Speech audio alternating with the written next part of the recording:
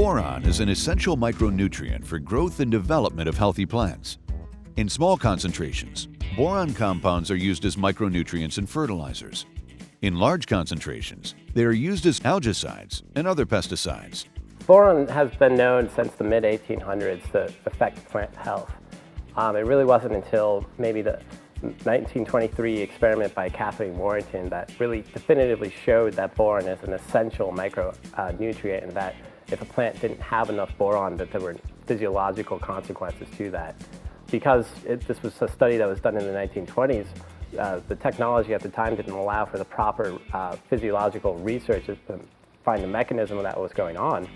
But it did spur a whole bunch of different research, and it allowed people to find out that not all plants require the same amount of boron. And in fact, you can actually kind of group them into 4 groups: lactifers, legumes, dicots, and gramineous monocots.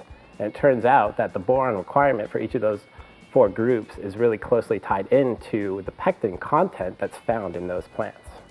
Boron helps support the proper structure and function of the cell wall, making it a vital part of plant development, growth, crop yielding, and seed development.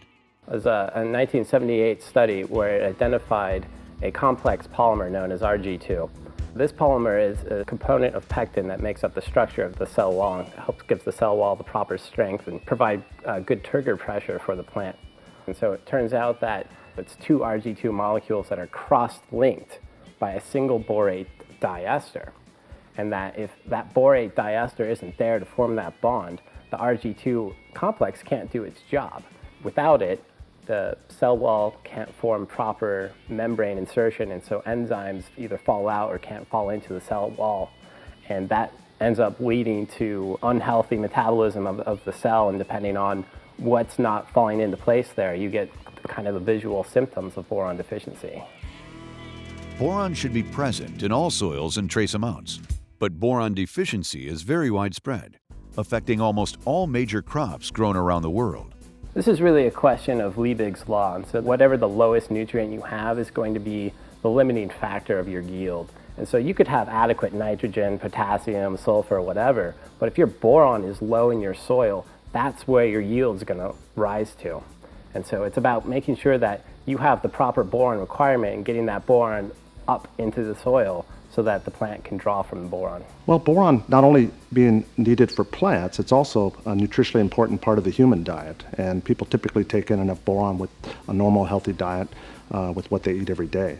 In addition to that, it's also very widespread and used in a variety of things that you have in your home life. Things like TVs, the flat screen TVs, for example, and iPhones and your cell phones typically have a good amount of boron in the glass that protects them. In addition to that, it's also in detergents, soap products, widely used as wood preservatives, as well as pesticides and insecticides. Borax is the world's leading supplier of borates into the agricultural industry and has been at the forefront of crop research since 1940. The U.S. borax has its roots back into 1872, where the company founders were mining borates in Nevada. A few years later, they discovered borates in Death Valley, California, where they actually hauled down the ore with 20 mules and wagons. Since then, operations have upgraded, and now we use haul trucks to our current location in Boron, California, but the name 20 Mule Team Borax still stands. Today, Borax operates California's largest open-pit mine in Boron, California. Refined borates, our sodium borates, are a product that we dig out of the ground at our mine in Boron, California, and we actually recrystallize those products, increasing their purity, and then sell those into a variety of end uses. The mineral borates are typically dug straight out of the ground and don't have much additional processing other than a quick washing. So a lot of times the impurities that are dug out of the ground with those particular products are going to stay with the product when it's finally delivered to the end user. Our product, our refined borate, is a sodium borate. The mineral products are typically sodium calcium borates. The water solubility of a refined sodium borate is much higher than that of a mineral sodium calcium borate. That's the big difference. It's that calcium decreases the water solubility for that mineral product. And this is key to the farmers who are going to use it out in the field and want a steady, constant release of boron to the plant. Our refined sodium borate is able to deliver that over the entire growing season, while a less soluble sodium calcium borate is not going to deliver as much soluble boron. In fact, on a per pound of B basis, of water-soluble B, our refined sodium borates are actually very competitive and probably offer better value than do the algaecide products that are out there. For more than 140 years, US Borax has really pioneered the mining and use of borates around the world. We've always tried to be one step ahead of our customers' needs, trying to provide them solutions from a logistics standpoint, from a customer support standpoint. In addition to that, our researchers work very closely with universities and technical institutes around the world, and we're really considered kind of renowned experts in the field of boron, and we enjoy and try and work very closely with academia. Since 1985, Borax has been providing granular boron for soil applications. Granubor 2 is the result of further process research and an up-to-date understanding of the market needs. Granubor 2, it's a natural product. It's derived solely from sodium tetraborate. It's granulated and compacted into the granular form. And it's not made with any sort of fillers or any other coatings or anything like that. So there's no external factors on there. Instead of being a highly soluble form of boron, Granubor 2 has a more slower release cycle, and so you can put it into the soil and know that you're going to have good boron performance in your soil for several weeks, usually for the duration of your growing season. When you look at boron for soil amendments out there on the market, you might find Granubor 2, but you might find another product called granular algaecide. And Granubor 2 is a refined product. It's designed to deliver the boron over essentially a course of 20 weeks, which is a typical growing cycle. The algaecide strictly derived from a boron ore, and meaning that it comes with impurities, it comes with an unsure release rate, and typically a very slow release rate. And so you can't guarantee that the boron is going to be released adequately over that growing season. That's important. If you're a farmer or anybody, if you're looking for a high performance product and you want to know that, for example, if you're putting your Granubor 2 out in your field, that it's going to be able to deliver the promises that it has. And so US Borax is committed to delivering high quality products, and as part of that high quality demand, all of our sites are ISO 9001 certified. And that means that all of our products are subject to strict quality requirements and audits to ensure that the specifications that we guarantee on our products are met. By having our strict quality enforcement in there, you know that the 14.3% B guarantee is accurate and that you're going to get at least that level of boron in your product. So in addition to having the 14.3 boron requirement, Granubor 2 is screened at a -4 to +14 mesh, and this is a size that is compatible with most common other fertilizers. And so you can add Granubor 2 to your N, your P, and your K, and have a more precise blend that you're going to put out on your field.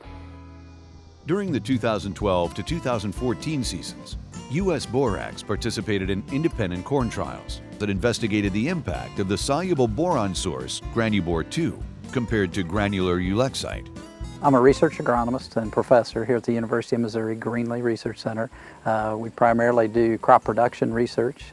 We cover fertility, crop protection, water management systems. Our primary focus is on corn production, but we also do soybean research and other grain crops as applicable in the area.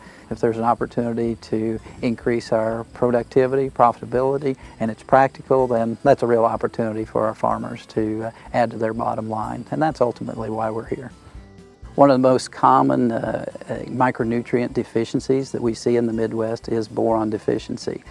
We've done a lot of work over the last several years, in fact about 22 site years of research looking at soil applied boron as well as foliar applied boron applications to address those micronutrient production challenges. We conducted research from 2012 to 2014 looking at Granubor compared to two other algaecite boron sources. Those were applied from 0 to 3 pounds of boron per acre. Okay. We did tissue tests from V4 to V6 as well as later in the season at a VT timing. We were looking at an ear leaf boron tissue concentration at that point in time.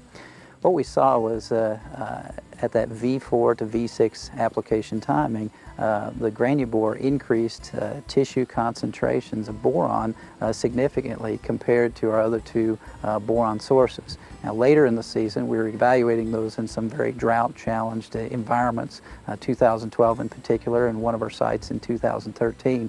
Granulibores increased our ear leaf tissue boron concentration significantly when compared to the other boron sources as well. So that's indicating increased uptake with that source of boron when compared to some of the other products that were evaluated. In addition, Solubor is manufactured to combine the highest concentration of boron with the maximum possible dispersion and solubility in water. Well, Solubor was designed by US Borax some 50 years ago, and we went and optimized the ratio of sodium to boron to really maximize the water solubility that was going to be available for that particular boron product. That, combined with the very fine particle size of Solubor, makes it very readily dissolved in water, even in conditions out in the field where the temperatures may drop to lower temperatures, and it mixes very well with other products as well that may be used as part of the foliar application. It's the most widely used foliar boron product. It offers, on a per pound of B basis, the best value, and actually is more economical than the solvent-based boron products containing monoethanolamine. It's obviously key to have a product that's going to rapidly dissolve in water, and oftentimes the farmer is going to have other compounds in the solution, and Solubor is able to dissolve and not inhibit the dissolution of those other products, nor have issues with its own dissolution in combination with other products as well. So it dissolves and mixes very readily with other products that may be used as part of the foliar micronutrient application. We see global borate consumption rise. We directly impact people by increasing their productivity on land. So more bushels per acre is our direct impact as their micronutrient deficiencies through the application of boron are addressed. With an integrated approach to mining, refining, and distributing borates to customers worldwide, Borax is committed to ensuring their practices and products are socially, environmentally, and economically sustainable.